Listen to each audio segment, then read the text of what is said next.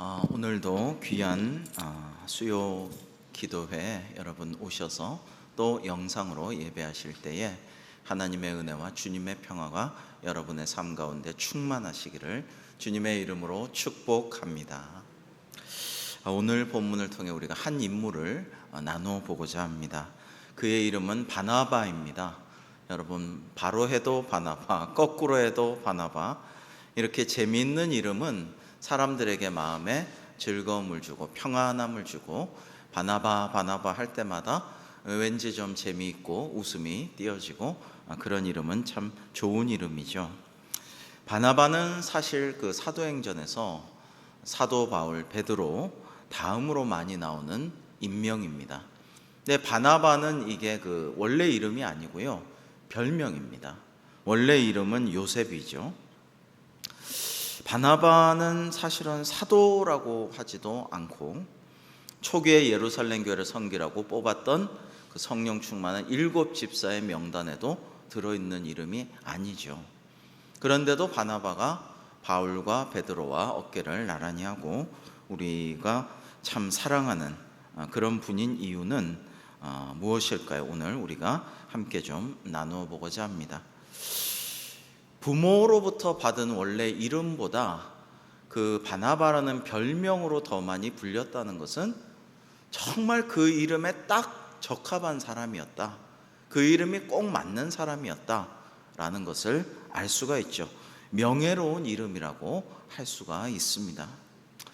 오늘 말씀을 좀 이렇게 추격하면 바울이 사울이었을 때죠. 사울이 예루살렘에 가서 제자들과 만나고 주 예수의 이름으로 말하니 온 유대와 갈릴리와 사마리아 교회가 평안하여 든든히 서가고 주를 경외함과 성령의 위로로 진행하여 수가 더 많아졌다라는 말씀을 전하고 있습니다. 그러니까 늘 이런 그 본문을 읽을 때 사도행전에서 주역은 바울이죠. 여기선 사울이지만 늘 바울인 거죠. 그러나 오늘의 주인공은 사실은 이 말씀의 의미 맥락에 정말 중요한 역할을 감당하는 분은 바나바다라는 것을 알 수가 있습니다. 사도행전 9장 1절부터 사울이 그리스도인을 핍박하기 위해서 멀리 다메섹 도상으로 가던 중에 하늘로부터 빛이 비추고 사울아 사울아 왜 나를 핍박하느냐고 예수님이 말씀하셔서, 그래가지고 이제 극적으로 눈이 멀었다가 뜨면서 성령 충만한 이 사도 바울의 역정이 정말 이 드라마틱하게 펼쳐지게 되죠.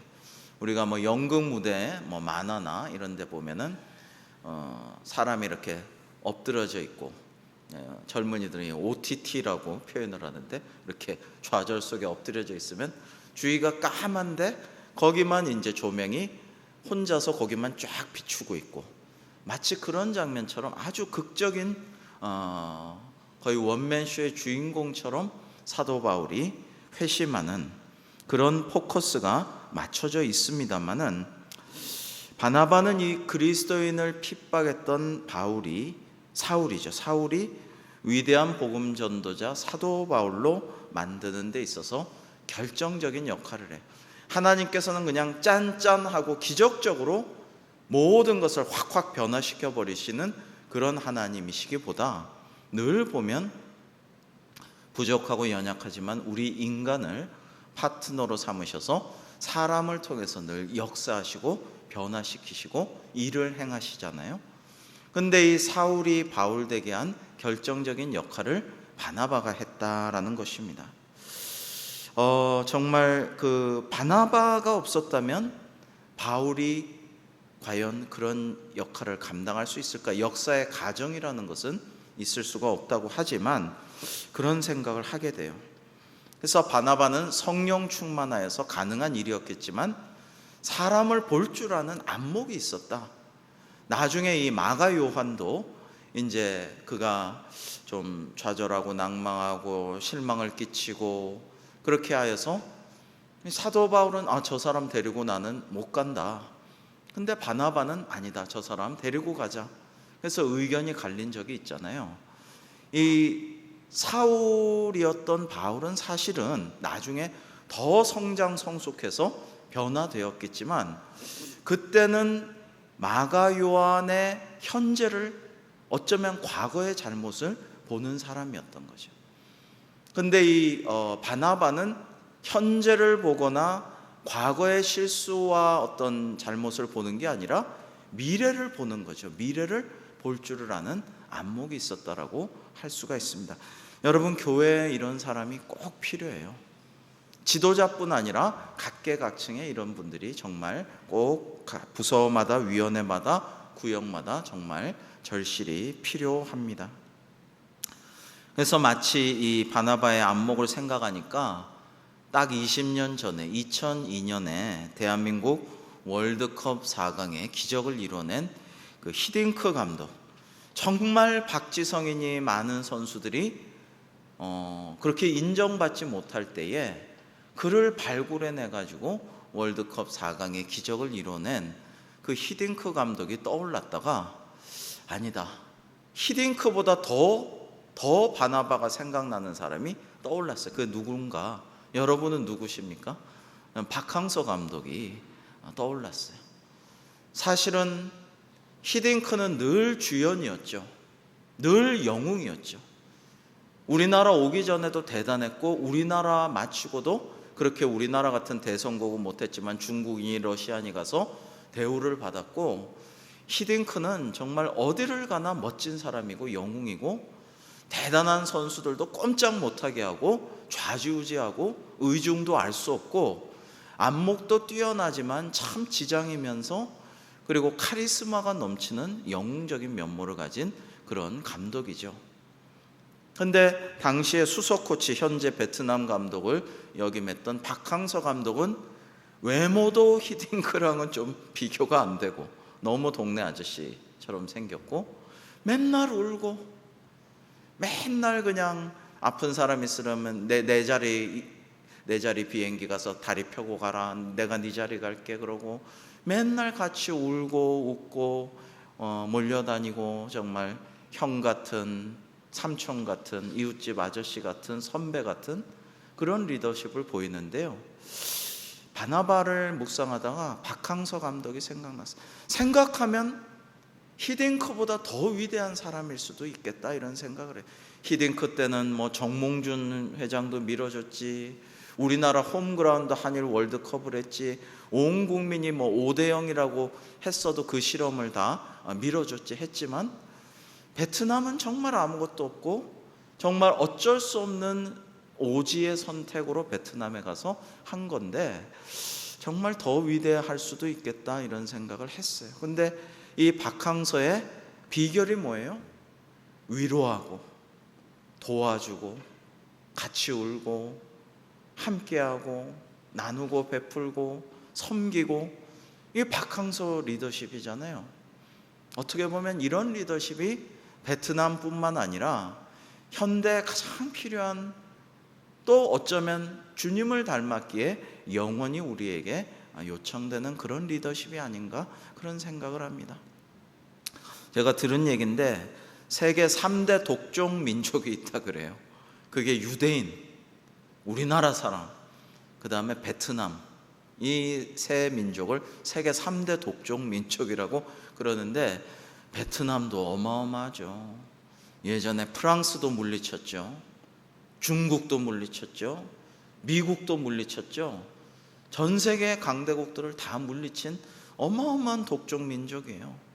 근데 이 베트남 사람들을 축구의 기적을 일으킨 것을 보면 참 얼마나 박항서 감독은 울었을까, 얼마나 기도하고 얼마나 섬기고 얼마나 애썼을까 이런 생각을 많이 해요. 그래서 얼마 전에 인터뷰 보니까 작심하고 자기 마음고생한 걸 막 이렇게 털어놓는 그런 인터뷰도 보고 마음이 짠했던 적도 있어요.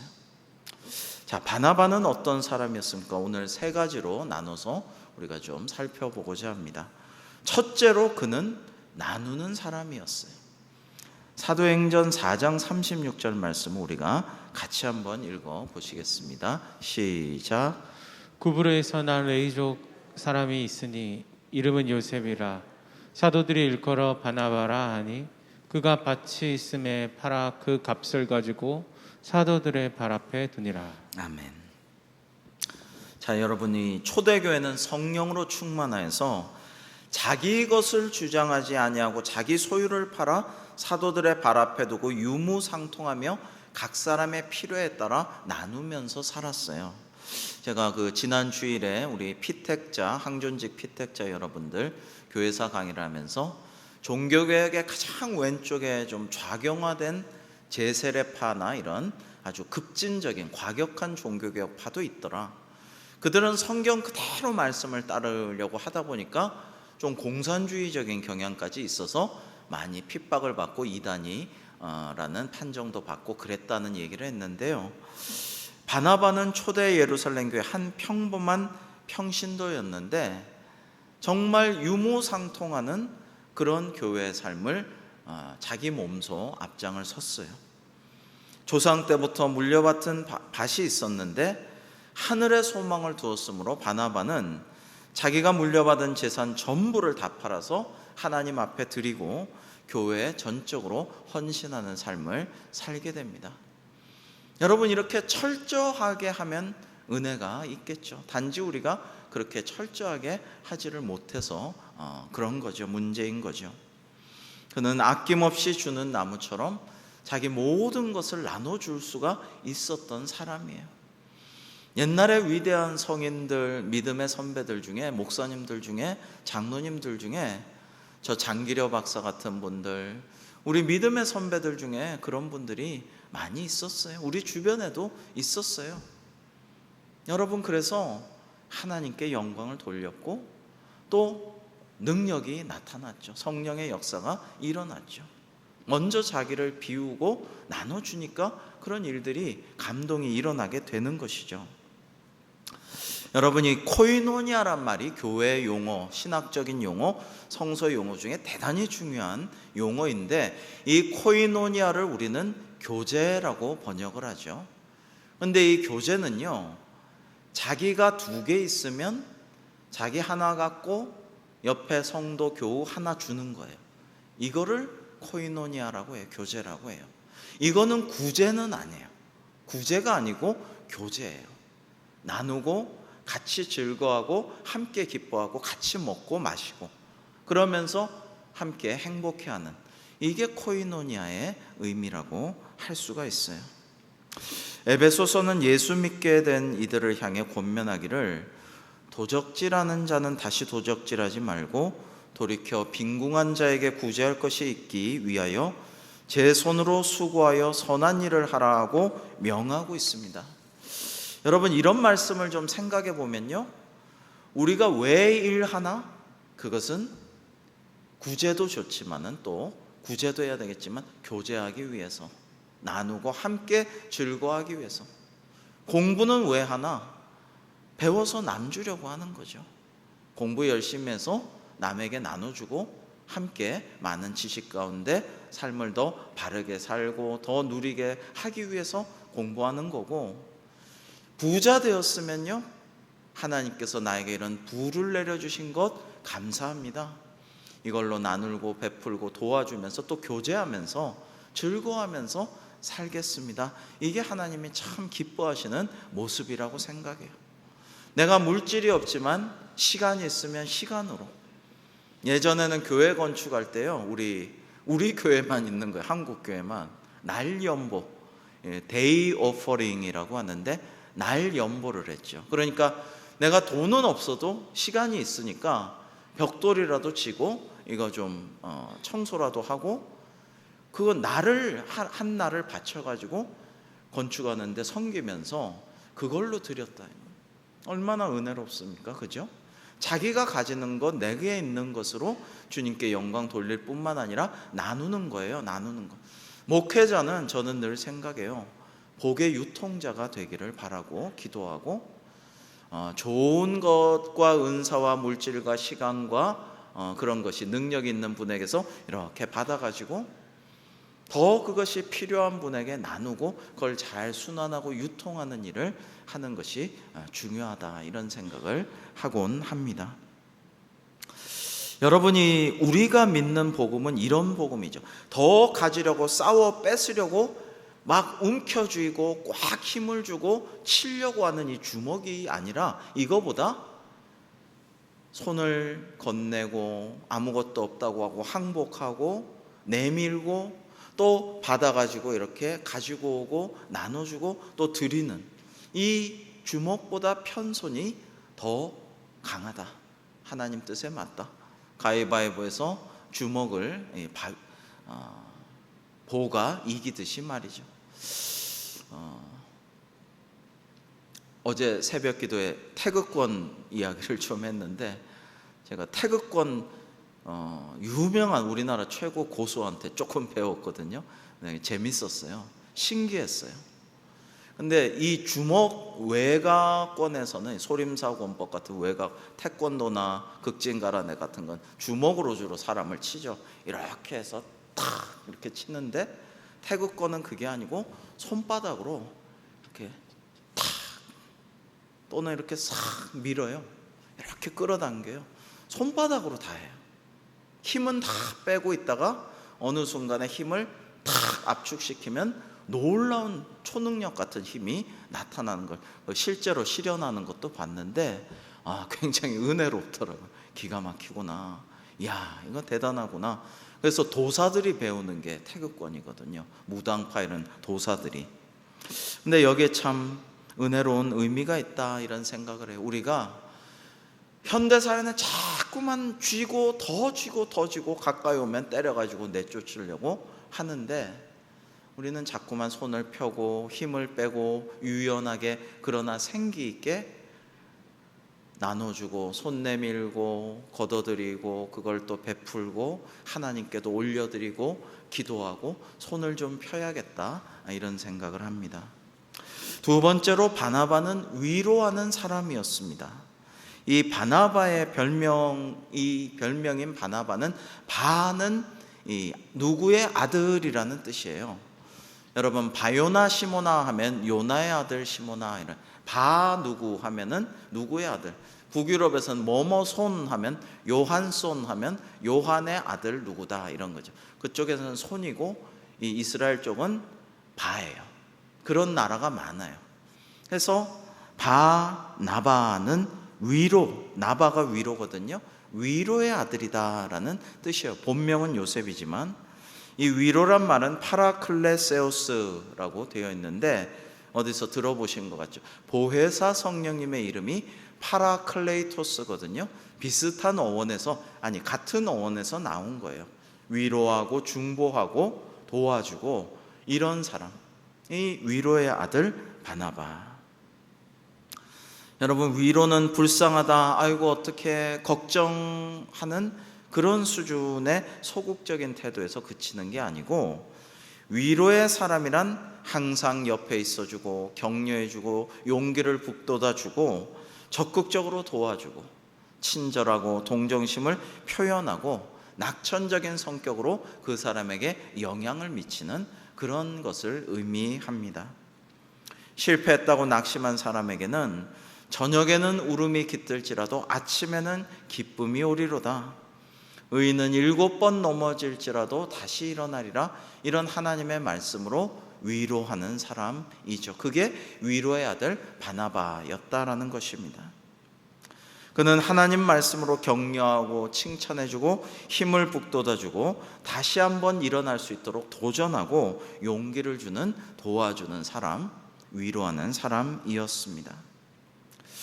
이 예전에 파산 직전에 GE 제너럴 일렉트릭스사를 세계 제일의 회사로 세운 유명한 경영자 잭 웰치라는 사람, 유명한 사람이 있었죠. 근데 이 잭 웰치는 경영과 리더십에 관해서도 대단한 그 명강사로 그 책도 이렇게 나왔었죠. 근데 그가 어렸을 적에 다른 사람에게 굉장히 놀림을 많이 받았다고 그래요. 혀가 좀 굳어가지고 발음이 이렇게 자연스럽게 빨리 못 나왔다고 그래요. 그런데 이제 그에게 늘 말더듬이 하고 애들이 놀리고 따돌리고 이래가지고 그는 늘 학교 돌아오면 쭉 처져가지고 집에 와서 울고 엄마한테 신경질을 부리고 그러면 엄마가 꼭 이렇게 위로해 줬다고 그래. 너는 남보다 더 머리가 비상하고 신중한 아이잖아. 그래서 말을 할 때 정말 너의 빨리 돌아가는 두뇌 회전에 네 혀가 따라주지 않을 뿐이고, 또 어떤 말은 네가 신중하게 하려고 하다 보니까 말이 잘 안 나오는 거야. 그러니까 차근차근히 너의 머리에 따라가는 것을 조금씩 말하면은 앞으로 틀림없이 좋아질 거야. 절대로 걱정하지 마. 너가 뛰어나기 때문에 그런 거야 라고 계속해서 위로하고 용기를 주고 격려해 주고 그렇게 하였다고 해요. 마침내 잭은 어머니의 위로와 격려대로 대단한 사람이 되었죠. 바나바가 살았던 당시는 모두에게 위로가 필요한 상황이었습니다.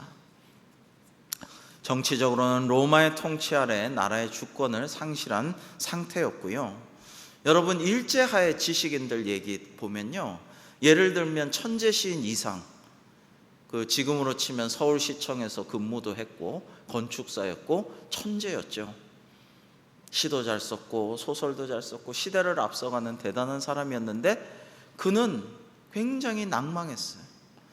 일제 우리 민족이 이렇게 고통당하고 나라를 뺏겼는데 내가 무슨 꿈이 있고 내가 뭘 이룰 수가 있겠나? 무슨 의미와 보람이 있겠나? 이런 생각에 자꾸 자학하고 허무주의에 빠져들었던 것을 볼 수가 있어요. 많은 사람들이 그랬어요. 여러분, 일제가 절대로 멸망하지 않고 지지 않으리라고 생각했기 때문에 많은 사람들이, 애국지사들이 거의 다 변절했어요. 로마는 하물며 어떻겠습니까? 로마는 너무 강성해서 당시 세계를 석권하고 있었죠. 그러다가 반란이 일어나서 로마로부터 독립하려고 막 유대인들이 싸웠어요. 그러자 로마인들이 와가지고 완전히 짓밟아 버렸죠. 여러분, 성지순례 가면은 마사다 요새 가보신 분들이 계실 텐데 결사항전을 3년 동안 했지만 마침내 모두가 죽어버리고 성전을 주님의 예언대로 돌 위에 돌 하나 남기지 않고 사그리 가루로 만들어 버렸어요. 얼마나 절망적이겠습니까? 이 상황에서, 늘 이런 상황에서 일제 부역자처럼 세리들 같은 사람들, 로마에게 아부하고 백성들을 긁어 모아서 로마에 바치고 자기가 삥땅 쳐서 부유하게 살고, 이런 사람들이 있고, 또 이 사람들을 죽여버리려는 시카리오, 진짜 칼을 품고 다니면서 이 사람들 암살하겠다. 얼마 전에 아베 암살 되었지만은 이 내가 마음에 안 드는 로마에 부역하는 저 나쁜 놈들, 하나님을 모욕하는 저런 놈들 내가 처단하겠다. 칼 품고 다니면서 언제든지 기회가 있으면 등에서 찔러버리려는 그런 사람들이 주변에서 암약하고 있었고, 무시무시한 시대, 사람들은 위로가 필요한데 종교조차 유대교가 부패해서 백성들을 율법으로 짓눌렀어요. 그러고 자기들은 잘 먹고 잘 살면서 로마와 잘 지내면서 헤로드 왕과 지내면서 그렇게 지냈어요. 그러니까 백성들은 마음 둘 곳이 없었는데 이때 바나바는 형제들을 위로하고 자매들을 격려하면서 그렇게 위로의 아들로서 살아갔던 것입니다. 그래서 저는 옛날부터 사도 바울을 가장 존경하고 본받고 싶고 늘 생각하고 기도하고 해왔는데요, 또 한편 본받고 싶은 사람은 바나바예요. 근데 그게 참 쉽지가 않아요. 어떤 사람은 사도 바울을 본받으면서 바울과 같은 사역을 힘차게 하기를 원하지만, 어떤 사람은 바나바와 같은 온유하고 사랑이 많고 위로하고 이런 성품이 있어가지고 바울이 하지 못하는 일을 또 하게 되죠. 다 그 달란트가 다른 거예요. 여러분, 생각해보면 바울은 상당히 아까 마가 요한과의 에피소드 이런 거를 생각해 보면 사도 바울은 상당히 일 중심적이었다라는 생각을 할 수가 있어요. 사람은 희생하고 사람은 좀 자기 자신을 헌신해야지, 일을 하나님 사역을 해야 될 거 아니냐, 당연히 희생하고 헌신해야 될 거 아니냐, 할 일을 해야 될 거 아니냐, 이렇게 나갔을 수 있어요. 근데 바나바는 결국에는 그거 하게 되는데 사람이 중요하지 않느냐? 이 사람을 키우고 이 사람을 통해 가지고 더 큰 일을 앞으로 할 수 있는 거라고 믿는다라고 얘기를 했을 거예요. 둘은 상충되지만 제가 목회를 하면서 기도하면서 살아가면서 점점 더 조금씩 변화되는 자신을 좀 느끼고, 목회자는 아니 성숙한 사람이라면 일 중심적인 사람에서 점점 더 사람 중심으로 변하는 게 맞지 않겠나, 이런 생각을 하게 됩니다. 그게 또 예수님의 방식이기도 때문이죠. 예수님이 어디 일 중심적이었나요? 사람 중심적이었죠. 그래서 아까 말씀드린 이 잭 웰치도, 이 제너럴 일렉트릭스 회장인 잭 웰치의 경영과 그의 그 미래 연구소, 이런 것들은요, 사실은 제자 양육 코스에 중점을 두고 있어요. 당장 우리 회사가 어떻게 나아가고 어떻게 우리 회사가 어떻게 해야 된다 세미나하고 뭐 그런 것, 당장 이거보다는 미래 먹거리가 뭐냐 막 이거보다는 사람을 더 잘 키우고 양육해서 제자를 만들어서 이 사람이 스스로 창의적으로 일들을 해나갈 수 있도록 하려는 겁니다. 우리 교회도 지금 너무나도 어려운 상황, 예측 불가능한 이 시대이지만은 피택자들 열심히 교육하고 제자 양육을 하고 있고요. 참 열심히들 배우고 함께 해줘서 굉장히 고마운 생각을 갖고 있고, 희망과 기대를 가지고 있고, 또 오는 토요일에도 이 상공 플러스도 이제 우리가 기도하고 예배하고 말씀 배우고, 또 어떻게 하면 소통을 잘할 것인가, 어떻게 믿음의 가정을 굳건히 할 것인가, 또 서로 하나 되는 교회를 이루어갈 것인가, 앞으로 계속 그런 과정을 통해서 우리 교회가 든든히 서가게 될 줄로 믿습니다. 여러분, 이런 것들이 참 중요한 것이죠. 여러분, 이런 것들이 사실은 어떤 당장이나 곧 앞에 다가올 것들을 대비하고 준비하고 이런 것보다도 더 중요한 것일 수가 있다라는 것입니다. 오늘 본문 26절 보면 회심한 바울이, 여기서 사울이죠, 예루살렘 교회를 찾아가 제자들을 사귀고자 하는 장면으로 시작하는데, 제자들은 박해자였던 바울의 회심을 사울이죠, 믿지 않았어요. 두려워했어요. 옛날에 그 홍콩 영화 뭐 이런 거, 뭐 양조위나 뭐 이런 배우들 나오는 영화들 보면 뭐 그런 거 있잖아요. 경찰 조직에 이제 조폭이 들어가 가지고 완전히 마음을 사갖고 거기에서 계속 압력하면서 정보를 빼돌리고 막, 그리고 또 반대로 경찰도 조폭에 들어가 가지고 거기서 막 나쁜 짓도 해가며 정보를 해서 결국에는 큰 건을 하려고 막 이러다가 막 서로 얽히고 설키면서 이중 스파이. 그러니까 사울이 큰 건을 하기 위해서 회심했다 그러고 교회에 깊숙이 들어와 가지고 마치 신천지처럼 와가지고 이제 크게 교회를 통째로 이제 쫙 굴비 이렇게 엮듯이 줄줄이 엮어 솎아가려고 하는 거 아니냐라는 엄청난 의심을 하고 두려움의 눈길로 그를 보았다라는 것입니다. 그러니까 사울과 예루살렘 교회 교인들 사이는 두터운 마음의 장벽이 쳐져 있었던 거예요. 그게 이제 해소가 잘 되지 않는, 여러분, 이런 상황에서 이 바나바가 무엇을 했습니까? 바나바가 그것을 터주는, 그 벽과 담을 허물어주고 서로 친해지는 그런 일을 도와주었던 것입니다.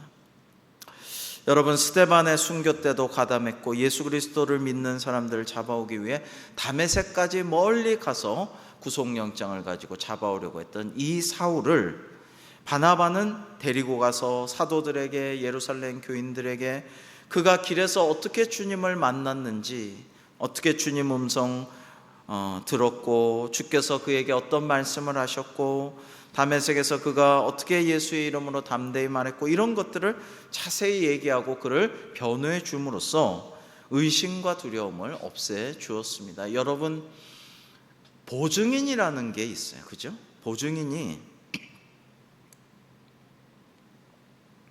어떤 정말 믿음직한 사람, 대단한 사람, 우리가 신뢰하는 정말 그런 사람이 보증인이 되어주면은 그 사람을 믿을 수가 있다. 그래, 너를 봐서 나는 그를 믿는다. 이렇게 되는 거지만 그런 게 없으면은 굉장히 진입장벽이 크게 되는데, 하물며 사울은 어땠겠습니까? 굉장히 스파이 아니냐라고 의심의 눈초리를 가졌을 텐데 이걸 도와줬다는 거죠. 그래서 마지막 세 번째로 바나바는 중보하는 사람이었습니다. 중보자였다라는 것입니다. 예수님께서 이 하나님과 사람을 중보하고 화평케 하신 그 사역을 하신 것처럼, 그리고 성령님도 중보자이셨던 것처럼 바나바 역시 예루살렘과 바울을 이어주는 중보자의 역할을 담당한 것입니다. 이후에 바나바는 안디옥 교회에서 성공적인 목회를, 사역을 감당을 하게 되죠. 안디옥 교회가 부흥되자 바나바는 200km가 넘는 먼 거리에 고향 다소에 있던 바울을 직접 가서 데려옵니다. 우리 사도행전 11장 25절과 26절 같이 한번 읽어보실까요? 안디옥 교회의 이야기입니다. 시작. 바나바가 사울을 찾으러 다소에 가서 만남에 안디옥에 데리고 와서 둘이 교회에 1년간 모여 있어 그 무리를 가르쳤고, 제자들이 안디옥에서 비로소 그리스도인이라 일컬음을 받게 되었더라. 아멘. 여러분, 그리스도인이라는 말이 처음 나타난 게 이 안디옥 교회였어요. 지금 터키 안티오쿠스, 이 안디옥 교회에서 그리스도인으로 불리는 것이 처음 일어날 정도로, 그렇게 바나바와 사울이 함께 교회를 잘 1년간 잘 가르쳐서 그들이 제자가 되어서 정말 저 사람들은 그리스도인이구나라는 말을 들을 정도로 놀라운 역사가 일어났다라는 것입니다. 그리고 안디옥 교회는 마침내 바나바와 바울을 이방인 선교사로 파송합니다. 사도행전 13장에 나오게 되는데요, 땅끝까지 복음을 증거하라는 주님의 명령을 이 안디옥 교회가 실천하게 되는 것입니다. 이와 같은 사명을 감당하도록 바나바와 바울이 신앙 지도를 했어요. 자, 신앙 지도를 해서 아직 어설프고 익지 않은 교회를 잘 가르쳐서 제자화하고, 그 제자들이 다시 가르친 선생님들을 세계 선교사로 파송하도록 그렇게 역사한 것입니다. 교회사에서 가장 위대한 사도라고 하면 역시 바울이라고 할 수가 있겠죠. 위대한 사도, 2000년 기독교 역사상 가장 대단했던 사도, 신약성서 27권 중에 13권을 기록한 바울 사도, 아시아와 로마와 유럽의 기독교의 위대한 역사를 이룬 그러한 거인을 누가 만들었느냐? 물론 하나님께서 만드시고 성령께서 역사하셨지만 그 일을 위해서 하나님의 파트너로서 그를 도와주고 중보하고 이끌어주고 위로해주고 섬겼던 이가 바나바였다. 그러므로 바나바가 얼마나 중요한가? 이 31절과 같이 바나바의 사역으로 말미암아 온 유대와 갈릴리와 사마리아 교회가 든든히 서가고 주를 믿는 수가 많아지는 교회가 되었다라는 것입니다. 여러분, 그래서 이 새가족 프로그램 중에서 저도 이 강남의 교회 섬길 때 그것을 하는 것을 지켜보았는데요, 바나바 프로그램이 있어요. 바나바 코스가 있어요. 새가족 프로그램의 유명한 코스 중에 하나가 바나바 코스예요. 그러니까 바나바와 같이 잘 섬기고 위로해주고 격려해주고 도와주고 중보해주면서 기도해주면서 양육해내는 그런 프로그램이죠. 그래서 바나바는 사울을 정착하게 할 뿐 아니라 자기보다 사실 더 뛰어난 사도로서 더 위대한 일을 하고 더 큰 역사를 이루는 지도자로서 청출어람하게 한 거죠. 스승의 가장 큰 기쁨은 뭐예요? 제자가 청출어람하는 것이죠. 그게 가장 기쁜 일인데 그것을 바나바는 하였다라는 것입니다. 여러분, 요즘 미국에서 성장하는 교회들은 새가족을 받아들이고 환영하는 경향이 확실하다고 그래요. 근데 미국뿐이겠습니까? 모든 교회가 그렇겠죠. 처음 교회를 찾아올 때부터 안내하시는 분들의 친절, 새가족을 위해서 주차 구역을 따로 새가족용으로 마련해 준다든지, 처음에 안내 도우미를 잘 이렇게 배치하고 그렇게 섬긴다든지, 화장실을 안내해주고 뭐 식당도 이렇게 안내해주고 교회를 잘 다니면서 안내해준다든지, 아이들을 데리고 오면 그 배려가 대단하다든지 그런 것들을 봅니다마는, 우리 교회가 그런 모든 시설이나 그런 것까지 다 할 수는 없다고 할지라도 그 자세와 마음은 우리가 잘 본받아야 될 터인데, 감사하게도 이 우리 교회 새가족들이, 요즘에도 오는 새가족들은 우리 교회가 참 따스하고, 또 이런 말씀도 해요.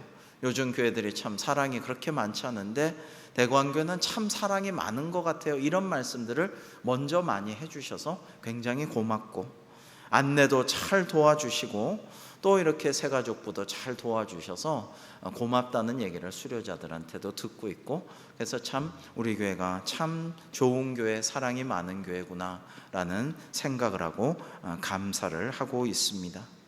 바나바는 새가족을 정말 중보하고 기도하고 도와준 그런 사람이죠.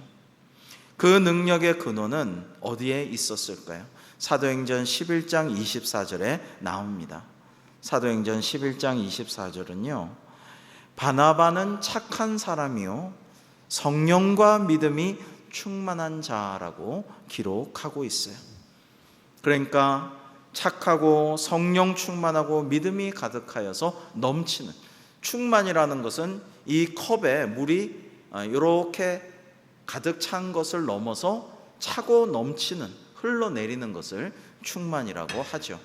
그래서 믿음과 사랑과 성령이 충만해서 차고 넘쳐서 막 옆에서 보아도 와, 저 사람 신실하구나, 성령 충만하구나, 사랑이 넘치는구나, 이런 사람이 되어가지고 연약한 사람을 품어주고 용납하고 기다려주고 슬픔 당한 자를 위로하고 도와주고 기도해 줌으로써 그의 인품과 신앙이 많은 사람들을 일으켜 세우고 도와주고 또 교회에 잘 정착시킬 수 있게 해준 것입니다.